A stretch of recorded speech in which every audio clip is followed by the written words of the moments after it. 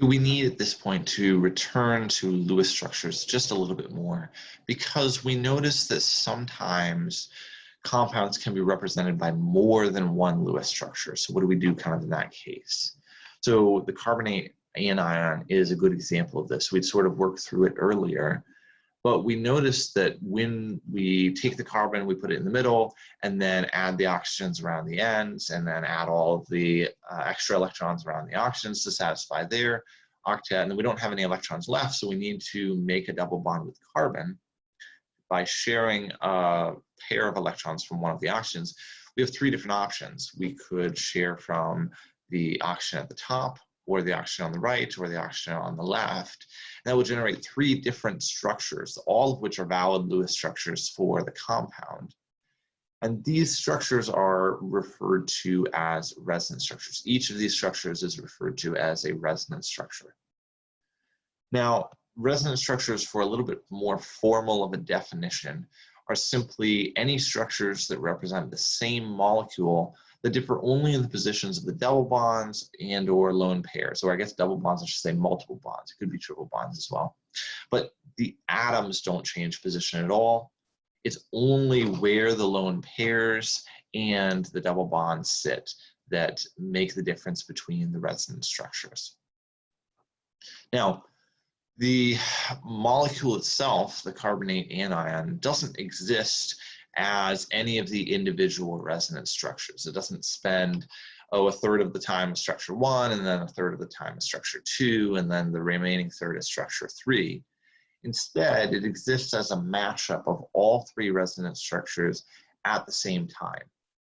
And that looks sort of like an average of all of the structures. So it looks relatively like this, where I've left off the lone pairs on the outer oxygens. You can see there's single bonds to all of the oxygens.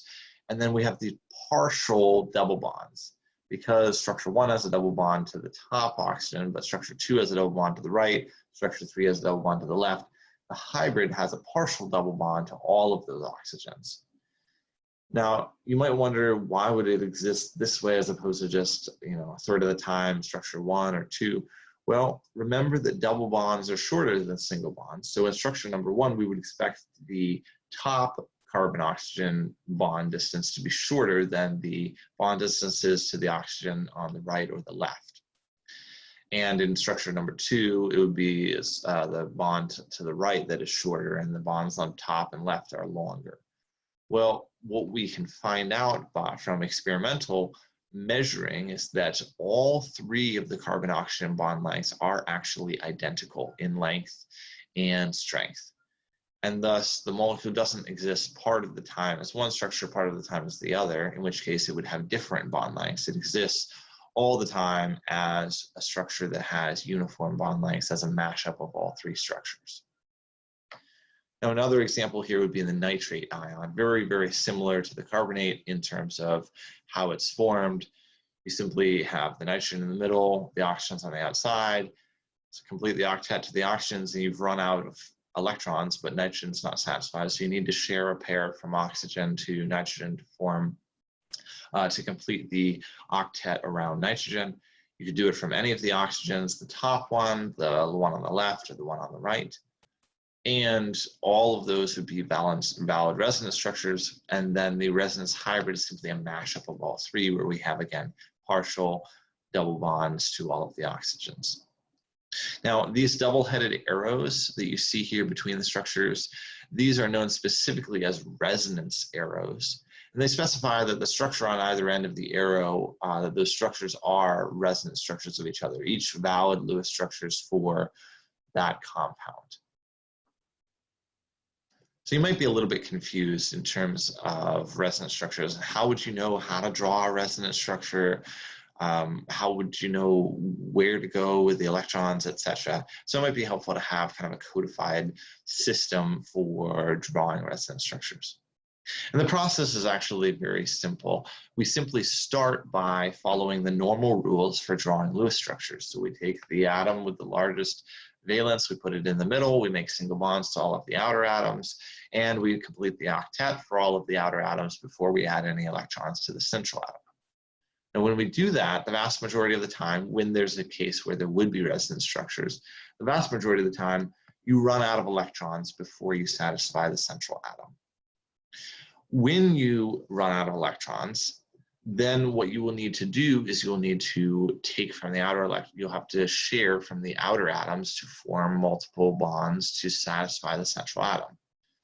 When you do that, consider all the possible multiple bonds you can form to complete that octet of that central atom. And each different way that you could satisfy the central atom will generate a different resonance structure. So let's take PO3- as an example. It turns out it's actually very similar to the CO3- or the NO3-. But for PO3-, we have 5 valence electrons from phosphorus. We have 6 from each oxygen times 3, that's 18.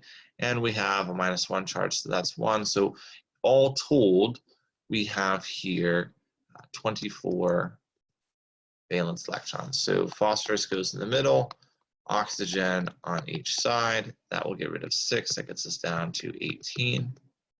And then we just place the electrons around the outside. 2, 4, 6, 8, 10, 12, 14, 16, 18. Oh, you've used up all of our electrons. Got none left, but phosphorus is not satisfied. So we would need to share a pair of electrons. Now we could do it from this oxygen on the left, or this oxygen up top, or this oxygen on the right. All 3 of those will generate 3 different resonance structures. So we would have oxygen here on the left with a double bond, and of course still the lone pairs around it. We would have a similar case where we do phosphorus here, double bond to the top oxygen,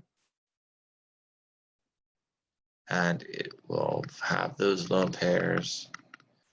And then finally, our last resonance structure has double bond to the oxygen on the right, and the remaining lone pairs are filled in. So that's essentially how we would go about drawing resonance structures for the majority of cases. So let's do a couple problems. Here's 2. Draw the resonance structures and the resonance hybrid for ozone, O3. Well, it's got 3 oxygen atoms. One of them goes in the middle, and the 2 other oxygen atoms go on the side. We'll follow the same process. We take the electrons, put them around the outside, and then any extra electrons we would put around the middle.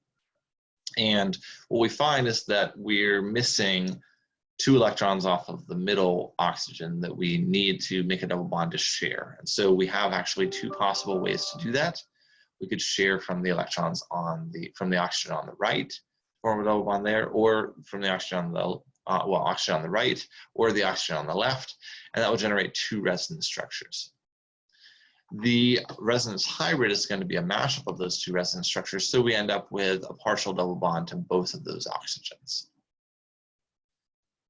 Now the second question is, which is predicted to have shorter sulfur-oxygen bonds, SO3 or SO3-, and why? Now we're starting to take this knowledge of resonance structures and apply it in some way. So what exactly is going on here for SO3 or SO3-? The first thing we have to do is draw just the Lewis structure. Or if there's multiple Lewis structures, we'll draw the resonance structures. So for SO3, it turns out there's 3 Lewis structures. That's very similar to the past 2 problems. We end up with those structures shown here. Alternatively, SO3-, you draw the Lewis structure for that. That doesn't have resonance structures. It only has 1 structure, because you've got those 2 extra electrons that now satisfy the central atom, and we don't need to make any multiple bonds. So when we look at those 2 structures, what we'll notice is that SO3-, here on the right has all single bonds between sulfur and oxygen. However, the individual resonance structures for SO3 have at least 1 double bond between sulfur and oxygen, and we know that double bonds are shorter than single bonds.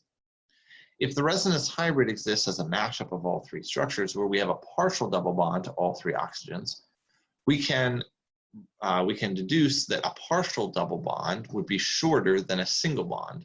So if we have a structure that has partial double bonds to all of its oxygens versus fully single bonds to all of its oxygens, Well, the structure with partial double bonds will have shorter sulfur-oxygen bond lengths than all single bonds. So SO3 here has shorter sulfur-oxygen bonds. And this is how we sort of draw resonance structures and also then use that knowledge to apply it in some way to understand the broader structure of molecules.